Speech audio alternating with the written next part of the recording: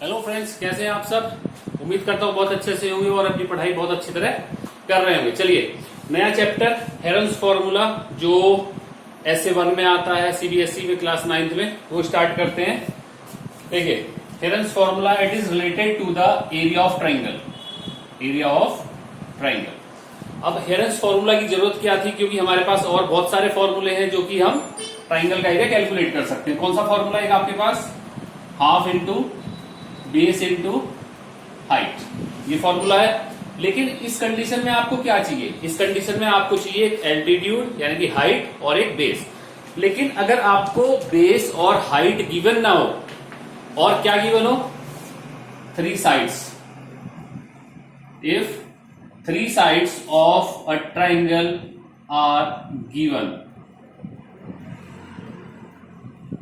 जब 3 साइड्स किसी ट्राइंगल की गिवन होती है तो हम क्या यूज करते हैं? हम यूज करते हैं हेरन्स फॉर्मूला। ठीक है, तो इसका एक सिंपल एक फॉर्मूला, पूरी एक्सरसाइज एक फॉर्मूले के ऊपर बेस्ड है, तो उसको करते हैं। चलिए, पहले सबसे पहले क्या है हेरन्स फॉर्मूला? ट्राइंगल का मतलब होता है area, area of triangle. It is under root S minus A, S minus B, S minus C. अब ये फॉर्मूला हुआ आप लोगों का। अब इसमें कंडीशन ये है कि तीनों साइड गिवन होनी चाहिए। ठीक है, अगर तीनों साइड गिवन नहीं है तो you can not apply the formula of herons. ठीक है, चलिए, अब इसमें सिंबल्स जो यूज हुए वो कौन कौन से हैं? एक तो है आपके पास एस, एक है आपके पास ए, एक है बी और एक है सी। सबसे पहले क्या है? A. What is A, what is B and what is C? देखिए, ये तीनों चीजें क्या है? ये है sides of a triangle. Sides of a triangle means अगर आपको कोई ट्राइंगल गिवन है A B and C and this is 5 centimetre, this is 7 centimetre, this is 8 centimetre, तो एक कोई सी को भी आप क्या ले लोगे? ए, दूसरी क्या होगी? बी, और तीसरी क्या होगी? सी। अब आता है एस, स्मॉल एस। ये क्या है आपका? जो स्मॉल एस है आपका, इसको बोलते हैं semi parameter. Semi perimeter, perimeter.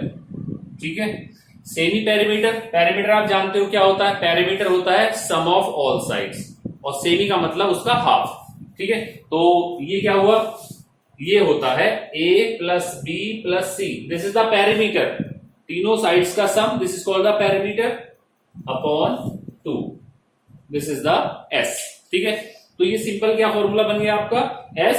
S minus ए, S minus B, S minus C, इस पूरे का under root. This is the Heron's formula. आप इसका स्क्रीनशॉट ले लीजिए, क्योंकि इसके कुछ एग्जांपल्स और एक्सरसाइज स्टार्ट करते हैं। चलिए, स्टार्ट करते हैं exercise 12.1। Please follow your books NCERT. Exercise 12.1, question number 1। Question मेरे साथ आप रीड करते रहिए। एक traffic signal board indicating school ahead. एक ट्रैफिक सिग्नल बोर्ड है जिसपे लिखा हुआ है school ahead is an equilateral triangle. This is an triangle with side a. तो ए साइड होगी इक्विलेटरल ट्राइंगल की, ऑल साइड्स आर इक्वल।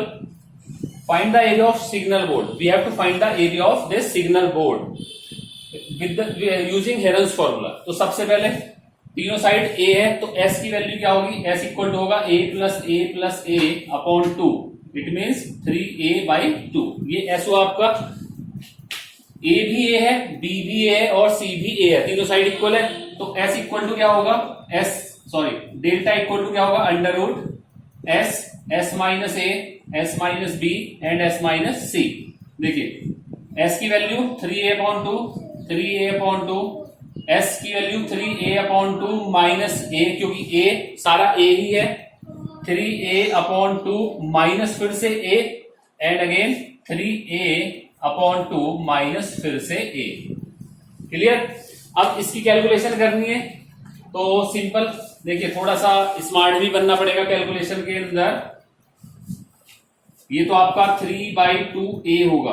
अब ये देखिए 3/2 कितना होता है? 1.5, और 1.5 में से 1 जाएगा तो 0.5 बचेगा। 0.5 का मतलब 1/2a।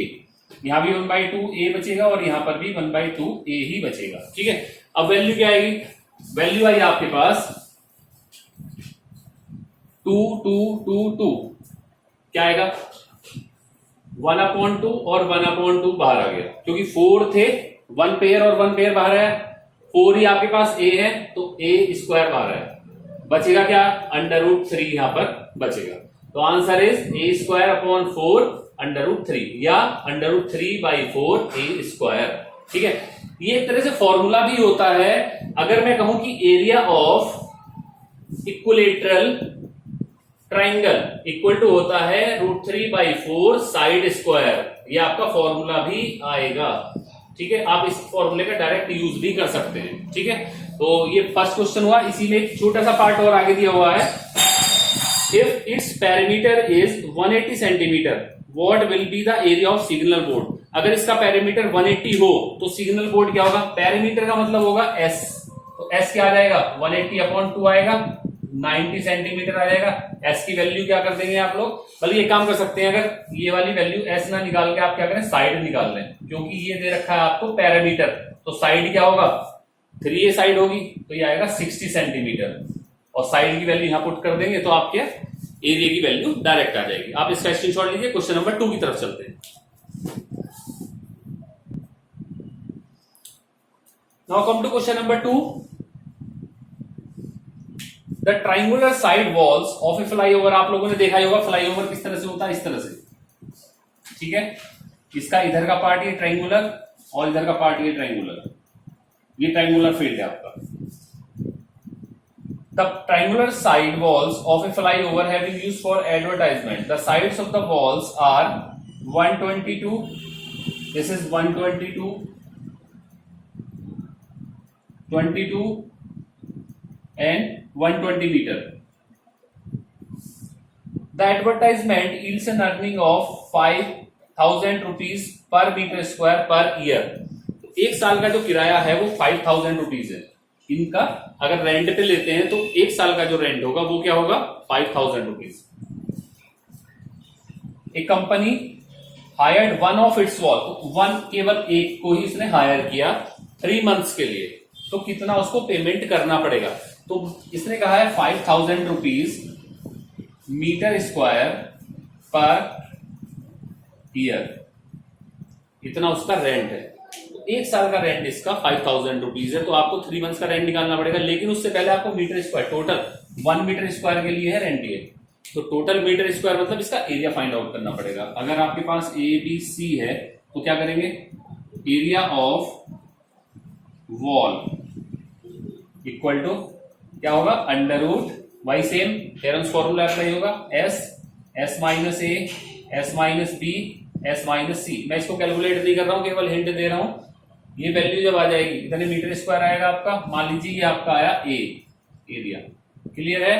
तो टोटल कॉस्ट जो आएगी, टोटल कॉस्ट वो कितनी आएगी, जो एरिया आएगा उसको आप मल्टीप्लाई करेंगे 5,000 से, लेकिन ये एक साल का किराया होगा। ठीक है, और 3 मंथ्स जो होते हैं वो कितने होते हैं, 12 से आप 3 को डिवाइड कर देंगे तो उसका 1/4 जो आएगा, क्योंकि ये देखिए इस तरह आया है, rent of 12 months equal to 5,000 rupees 5,000, so rent of 1 month equal to ₹5,000 upon 12, कितने रुपीज हुआ, so rent for 3 months equal to ₹5,000 upon 12 into 3, तो 3/12 मैंने ये पूरी वैल्यू यहां पे रख दी। 3 मंथ्स का जो रेंट है उसको एरिया से मैं मल्टीप्लाई कर दूंगा तो वो आपका आंसर आ जाएगा। क्लियर है, स्क्रीनशॉट लीजिए। नेक्स्ट क्वेश्चन की तरफ चलते हैं। क्वेश्चन नंबर 3, डायरेक्ट फॉर्मूला में से ट्राइंगल दिया हुआ है, तीनों साइड गिवन है, तो आप क्या करेंगे, इसका डायरेक्ट थ्योरम्स फॉर्मूला लगाएंगे। ये आपका होमवर्क होगा। Question number 3 homework. Question number 4 important, find the area of a triangle. We have to find the area if two sides of which are 18 and 10 centimeter. So triangle, if we have a triangle 18, 10 centimeter and the perimeter is 42 centimeter, parameter is 42 centimeter. So we have to find the third side also. Let this side is C या X. x centimetre. तो ये statement आएगा। Let the third side, statement में बार बार बोलता हूं, presentation का ध्यान रखना है आप लोगों को। तो पैरामीटर, आप जानते हो पैरामीटर क्या होता है, सम ऑफ ऑल साइड्स होता है, सम ऑफ ऑल साइड्स। तो सम ऑफ ऑल साइड्स क्या होगा, x प्लस 10 प्लस 18 और इट इज गिवन दैट 42। ठीक है, तो x की वैल्यू फाइंड आउट कर लेंगे। x की वैल्यू फाइंड आउट करेंगे, क्या आएगा, 10 प्लस 18 42 में से 28 को माइनस कर देना है। ठीक है, तो 48 में से 28 को माइनस करेंगे तो क्या आएगा, 14 आएगा। ठीक है, तो 14 सेंटीमीटर इसकी थर्ड साइड होगी आपकी। क्लियर है। अब थर्ड साइड होगी तो आपके पास तीनों साइड होगी और पैरामीटर इसका हाफ कर लेंगे तो s क्या हो गया, s होगा आपका 42/2। ये तो गिवन ही था पैरामीटर, और s क्या होता है, semi perimeter, equal to 21 centimetre. अब आपके पास डेल्टा का फॉर्मूला है s minus a, s minus b, s minus c। Clear, apply करेंगे और रिजल्ट फाइंड आउट करेंगे। प्लीज कैलकुलेशन अपने हाथ से करिए। नेक्स्ट क्वेश्चन की तरफ चलते हैं, इसका स्क्रीनशॉट ले लीजिए आप।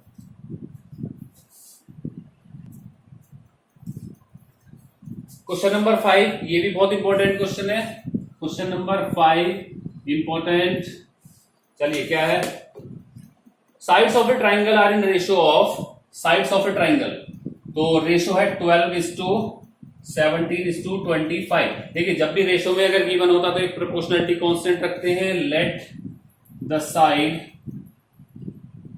आर 12x, 17x और 25x। जब भी रेशियो का साइन हटाते हैं तो एक प्रोपोर्शनलिटी कांस्टेंट लगाते ही लगाते हैं। तो इसका मतलब एक ट्राइंगल आप लोगों के पास है जिसकी जो साइड्स हैं वो 12x, 17x एंड 25x होगी। ठीक है, अब ये इजी बन गया क्वेश्चन। सबसे पहले क्या करेंगे, देखिए आगे देखते हैं, इट्स पैरामीटर इज 540 सेंटीमीटर। तो पैरामीटर क्या होता है, a प्लस a क्या है आपका perimeter, perimeter equal to 540 centimetre. a plus b plus c equal to 540 होगा। a plus b plus c क्या है, 12x plus 17x plus 25x equal to 540 ये आएगी। तो यहां से x की वैल्यू क्या आएगी, ये टोटल अगर ऐड करेंगे तो आप 54x plus equal to 540।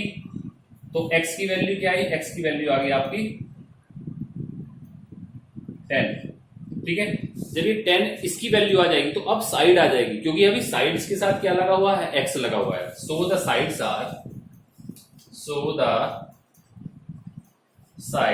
Are, ये क्या होगा आपका 12 into 10 equal to 120 centimetre. b क्या होगा 17 into 10 170 centimetre and c equal to 25 into 10 equal to 250 centimetre. अब क्लियर हो गया होगा, आपके पास ए बी सी तीनों चीजें आ गई। आपको ये ऐड करने की जरूरत नहीं क्योंकि ये ऑलरेडी पैरामीटर गिवन है। तो s की वैल्यू डायरेक्ट क्या आ जाएगी, 550/40/2 इक्वल टू 270 सेंटीमीटर। ठीक है, अब ये वैल्यू s आया, a आया, b आया, c आया। Apply Heron's formula and calculate the area. इसका स्क्रीनशॉट लीजिए जल्दी।